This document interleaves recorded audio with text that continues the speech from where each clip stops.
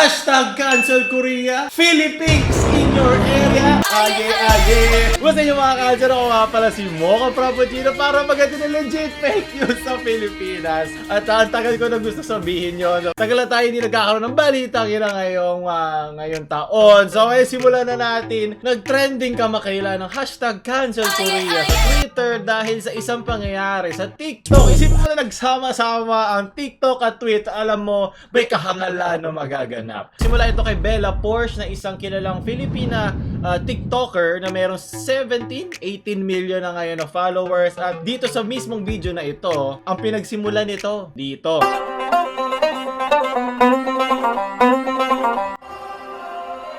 Content.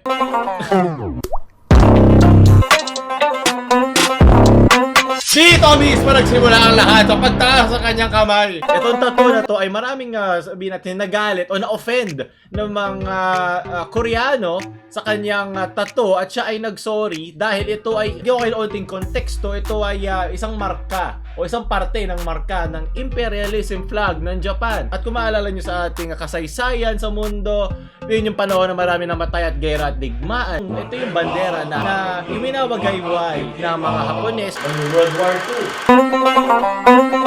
At syempre dahil internet to, marami na offense sa mga bagay na hindi naman dapat pagkuhanan ng offense dahil ang offense, tandaan nyo, ay taken. Kasi kung pare-pareho lang ang offense, meron din ang mga Koreano na okay lang yun. Sa dami ng mga tao, meron isang mga offend dyan. Kukunin niya, isi-screenshot niya, at maghihikayat ang mga tao. Oh, ma-offend ka rin dito! Ako na-offend ako kasi nga, di ba? Naalala nyo, dati nung panahon.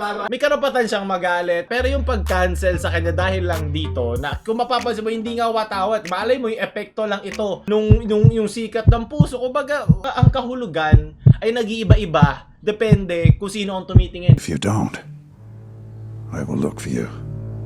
I will find you. And I will kill you.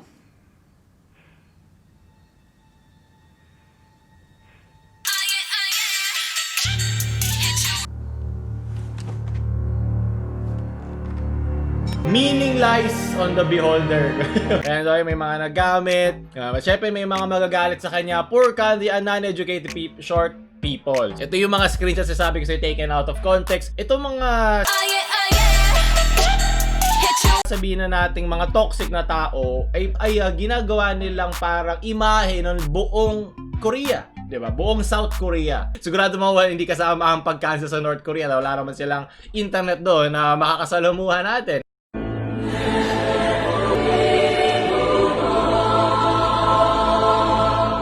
Calling us uneducated and Filipino. Nakita mo ba kung saan muna nanggaling yun? Wala nga siyang profile picture. Anon nga siya, anonymous. Maaaring fake account lang to na gumagawa ng drama, gumagawa ng issue. At ito naman kay mga tanga. Nasasakyan yun. Yun nga yung gusto nila mangyari. At tagal-tagal na natin sa internet. Parang awa nyo na, masanay na kayo. Kung hindi nyo na ito pinansin, mawala ka gulat, meron mga racist sa tao sa mundo. Malamang meron at gusto nilang mga ganyan na mapansin sila. Gusto nila na may mga tao na titrigger, na iines, na offend. Yun yung gusto ng mga tao na gagalit doon. Kasi kumakalat to at mo magva-viral to kung walang taong nainis sa kanya. Siyempre meron, di ba? Maintindihan tong mga to. Masyado kayong magpapadala sa mga ganitong klaseng kupal na alam nyo naman ang gusto lang nila ay pansinin nyo. So, syempre, nandito tayo para sa kahangalan. Daanan natin ang gusto ko mahimasmasan ng kahangalan sa pagitan ng mga Koreano at mga Pilipino. Di ba? Wow! Flip top ng kahirapan. Simulan na natin. Cancel Korea. Ano mo ng parte ng Korea? Ba't nilahat mo agad? Sigurado ko hindi matutuwa si Jose Rizal pag nakita niya hindi man lang nakakapitalize ang Pilipino sa'yo. Namatay ako para dyan, pero nakakapitalize yung mo. Ugly short, at least we ain't plastic. Isa lang yan. Sigurado ka ba dyan? Ito yung hero pag nagbabangayan yung dalawang lahi. Lagi may butaw sa grupo mo. Lagi may patalo. Kahit yung mga ganito, dati hindi kami number 1 na plastic, pero may plastic pa rin naman dito. Dami-dami nagpapagawa dito. Di ba, Tita Bello? Kaya parang wala rin kwenta to. Kung baga sa flip top, wala tong puntos. 네가 전에 그랬지. 넌 내가 원하면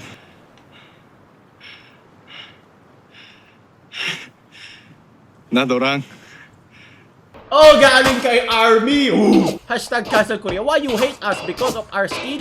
Our skin is brown and because... ang daming end. Sobrang run-on ito. It's racist because you hate Filipino skin. Wala posto. Pinalilito na ako. Yung irony na naka-Korean siya photo. Meron nga siyang 8.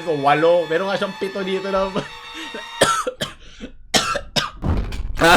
Nasabit ako sarili ko laway. Nadorang. Pero yung 7 imahe ng mga Koreano sa profile picture niya. Gusto ko yung ganito na marami natitrigger. Ng mga K-pop stars sa Twitter na, oh, talaga? Yung Korea, racist? Pero nakikita ko sa mga sayaw nila, okay sila. Tsaka yung mga drama nila, ang cute, romantic na nila eh.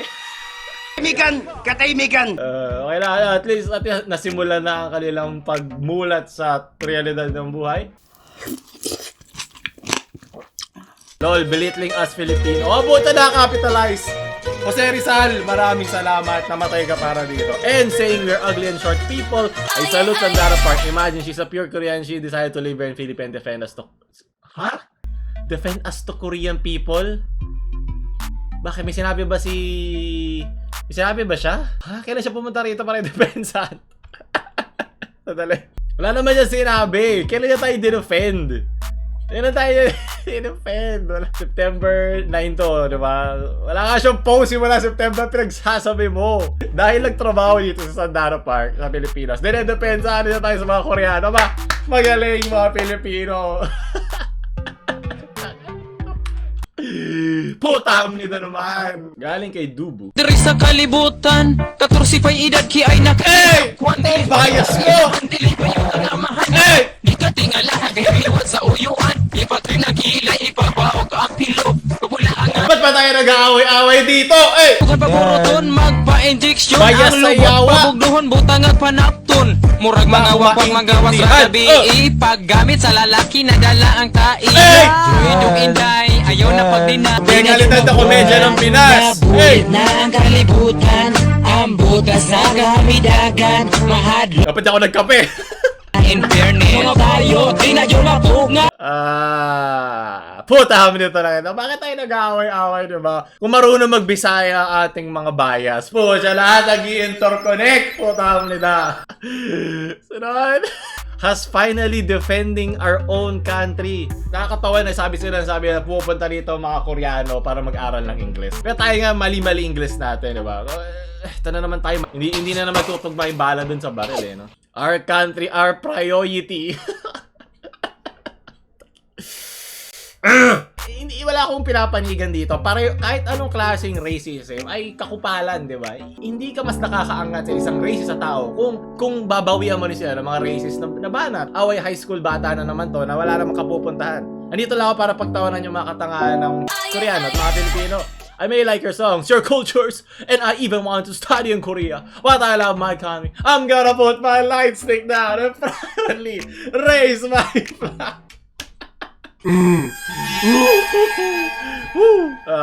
Sana napabasa to ng nila. Ano kayo sasabihin nila? Ano? Hindi ko alam. Hindi naman ako bin sentiments dito, diba? Hindi ko pwede i-assume kung ano iniisip ng mga bayani sa mga tao ngayon. Pero nakakatawa to light stick. Napakagandang analogy ng light stick para sa isang bandera. Diba? Korea's really messed up na. Imagine being Rose, but one of the most sarcastic and savage kind. Maraming salamat, Kozu Kenma. Napakagandang anime profile picture pa ang gamit mo. Tsaka tama na paggamit sa messed up. It's messed with. Korea's really messed up daw. Ano yung binugbog natin yung bansa nila? It's messed with. Kumbaga nakigulo ka. Up at with, hindi mo pa mapagkaiba. Tapos sasabihin nyo na pinupuntahan tayo dito para pag-aralan ng English. Mali-mali paggamit nyo ng mga prepositions. Leche. Nasaan yung source mo dyan? Meron ka bang graph na pinapakita mo ang sarcasm scale? Nasaan yung sarcastic doon? Paano yung basehan ng pagiging sarcastic? Ano ang population density mo? Ano ang ginagamit mong gusto nakakatawa kasi ba generalities na wala lang pinagkukuhanan ng numero. Ayoko na. Huwag niyong gamitin yung Miss Universe bilang basehan. Kasi kung titignan mo yung mga judges mismo, bias din naman sila. Oh, bias! Kala mo K-popper ako dito. Alam ko yung mga bias na yan. Parang politiko, napakaraming bias. Yan. Wow, fantastic, baby. Dance. Koreans insult the Filipino beaver like. Woo! Woo! Ang sukot nito, leche. Proud ka dyan. Sige. Do you know if Philippines stop supporting South Korea, it's a big loss for them. Mawawala. Lost. Loss. Gago. Bait kayo lang yun, nadagdagan nyo yung South. Baka sabihin ng North Korea sila yun, tapos Bombay. Tama ka. Buti pa siya nakakaintindi. Ba't ikaw nakakaintindi ka ba ng Koreano? Ano to? Ano to mga banat na to? Di kayo pwede sa flip top. Mahina mga banat nyo. Katahimikan! Total proud ka na lang na magaling mang trip ang Pilipino. Kung man trip ka lang, lagyan mo naman ng onting effort. Ito, okay ito. Kimchi! Putam nida naman! Pililipinos to. Ayoko na. Sunod na. Kaya na iba, ayoko na magbasa ng tweet. Ayoko na makita ang TikTok at Twitter. Video naman. 문영배 만나면 롯데면까지 싸움 가능하죠. Nandiyan ako! Yeah! 원더 제발. Kaya tutawid sa lawig na malaki ilong. 그냥 문영배 만났을 때. Di ba kasi magmahalan tayo eh. 뭐 kaya ilan ba kaya? Depende kung ilan sila. 숫자가 얼마든지 상관없대요. Anong gulat ako, di ba? Kasi parte ako sa issue na to eh. Suntukin natin lahat yan, Tito Manny. Sunod! Kind of racism in Philippines. Ano to? 필리핀이요, 필리핀. 이쪽 이야기 듣고 이제 잉크라는 그룹이 있었거든요. 잉크? 예. 잉크? 만복이라고 있어요. 만복이 느낌이 있다. 그 닮았단 말도 있었고 격투기 선수 보면 어네스트 호스트라고 있거든요. 어네스트 호스트. 그 사람 닮았단 말도 있었고. 닮았다 약간. 그 다음에 이제 장주가 기아 야구단이거든요. 버나디나라고. Layo. 이게 피부 까만 건 다 애들이 다 찍더라고 애들이. Kaya naman talaga malayo, di ba? 처음에는 나는 진짜로 신동 씨 말대로 별로 이렇게 몰랐는데 자꾸 보면 볼수록 약간 필리핀 가면 그 오토바이 타는 경찰들 있죠. 옆에 총 차고 있는 경찰 있잖아. 본 것 같다. 맞아요. 얼굴이야 약간 경찰. 만나면 공항에서 본 것 같아. 픽업하는 부분 있잖아. Nainis na kayo doon? Nainis na kayo doon? Ang hina nga eh. Talaga pa nakikigaw ako mga Koreano. Parang sila may kinakain, tapos hindi nila nilulunok. Parang ang daming hangin. Inisip ko tuloy kung anong tingin nila sa mga Pilipino pag nagsasalita sila ng Tagalog. Ano kaya yung stereotype na naririnig nila, no? Kasi syempre, bias ako sa yung nakikita ko, di ba? Dahil di naman ako Koreano. Pero kung Koreano ka kaya, kung meron yung mga magulang o relatives na talagang pure Korean, na talagang purong Koreano, na amoy kimchi. Oh, hashtag cancel Paulo. Pero nakita mo diba, offense is taken. Wala lang yun. Hindi siya issue. Well, excuse me, I'm a little bit thirsty, so can I have a glass of water, please? Thank you. Nandun na naman ako. Sige na. Excuse me, I'm a little bit thirsty, so can I have a glass of water?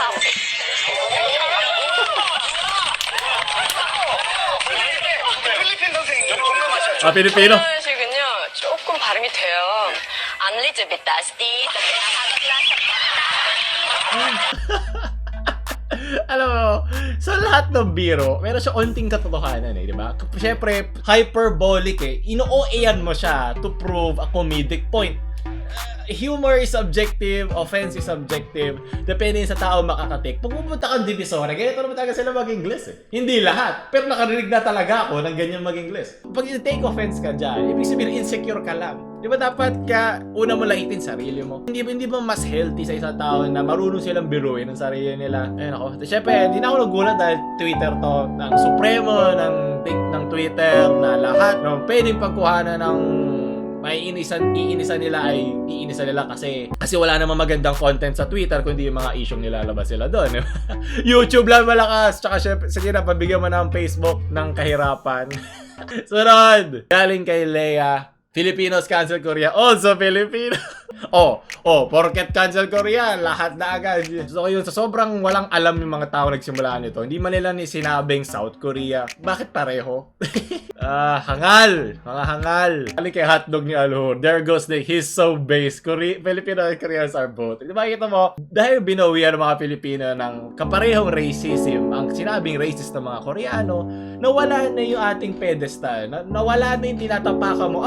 Kami ang nilait. Wala na, kasi nalayat ka na din eh. Siyempre, yung mga pinakalatak ng isang sosyedad, yung pinakalatak, binabatak nila yung buong sambayanan nila pababa. Sayang, nasa atin na sana yung bawi, pero okay. Kaya pala, bakit ka nakipartido sa ay, alam mo Harry Roque ng Korea. Hindi ka na madulas sa aking dila. Ano nga ba yung paano ba mag-sorry sa Korea? 조사합니다. 나의 두 눈을 감으면 떠오르는 그 눈동자. Sunod, ano to? Blink ba to? Di ko alam. Subtop na buti pa mga Koreano. Alam nila mag-subscribe kayo sa channel. I like that very much, senpai. Sunod na balitang balita. Ito naman yung biglang pagpasok ng Philippines na sa dictionary.com. Marami na inis naman dito ng mga Pilipino dahil kala nila ito ang papalit sa Filipino. Hindi. Ito lang yung para sa mga tao na tinatawag lang gender neutral ang sarili nila. Kung titingnan mo kasi gender neutral naman ang salitang Filipino. Meron lang siguro mga western na influence na O at A ay binibigyan ng kahulugan sa labas ng mga letra nila. Na pag O ka, lalaki, pag A, babae. Pero, syempre ang kultura nag-iiba, nagpapalit-palit lang yan. Ang kultura ay kung ano man ang gusto ng nakararami, di ba? Pag tagal-tagal. Kaya nga may mga tradisyon na nakakalimutan na, may mga tradisyon na hindi na ginagawa. Ganun naman talaga ang kultura. Wala naman masamang mapalita, wala rin masamang hindi mapalitan. Ang lalaki, ganun lang talaga ang realidad ng buhay. Kaya ito mga na-trigger dito kasi di ba? Philippines. Kung pag-bias mo Filipino, isa ka ng Philippines. ito gender neutral. Ito yung wala silang pinipiling gender nila. Isipin mo lang no, yung nakakatawa doon. Filipino ka na lang, ang pipilitin mo pang maging neutral ay yung gender mo. Ba't hindi na lang yung lahi? Kumbaga, kung di ayaw mo to gamitin, ito ay para lang sa mga tao na gusto gamitin yung Philippines, tsaka itong Pink Sea. Parang ang hina nung salita. Ako lang ba yun? Bias lang ako eh. Ito ay dinagdag lang naman ng dictionary. Hindi naman to mandato ng Supremo, ng Twitter, o ng batas. Ito ang tawag sa mga Pilipino. Diba? Marami ng societal changes ngayon sa mundo at hayaan mo na silang gamitin kung gusto silang gamitin sa atin. Wala namang mawawala sa atin. Diba? Kung gamitin mo pa rin Filipino, kung meron kang gender neutral na kaibigan na nag-a-account sa halos 0.0001% ng ating populasyon. Meron oportunidad para gamitin. Pero ito kailangan gamitin ng lahat. Diba? Para lang sa mga tao na gustong ganun sila, tawagin. Pagbigyan mo na sila, ano ba naman yun, diba? Tayo naman yung nakararami. Tulungan na lang natin yung mga gustong ganito ang tawag sa'yo. Pero para doon sa mga gender neutral dyan, wala masama sa gender neutral kung ano man dyan. Kasi sa kanila naman yun eh. Ang iniisip ko lang sa mga ganyan, ang gender hindi naman ganun ka-importanteng bagay. Hindi naman ang iyong gender o sexualidad ang bumubuo sa pagkatao mo. Parte lang yan. Huwag mo na masyadong pagbuhusan ng pansin yung mga ganito. Eh ako, kung mag-iiba na ako gender, gusto ko omni-gender. Lahat ng gender, ako na ang Diyos ng gender. Wala naman limit ang gender, diba? So, ayun. So, doon tatapos sa ating mga balita ngayon. Napagod ako mga Philippines in your area. Huwag nyo na like, share sa mga Philippines nyong friends na bias sa pagiging isang Pilipino. At huwag nyo na subscribe. Mocha Frappuccino, hamnida out.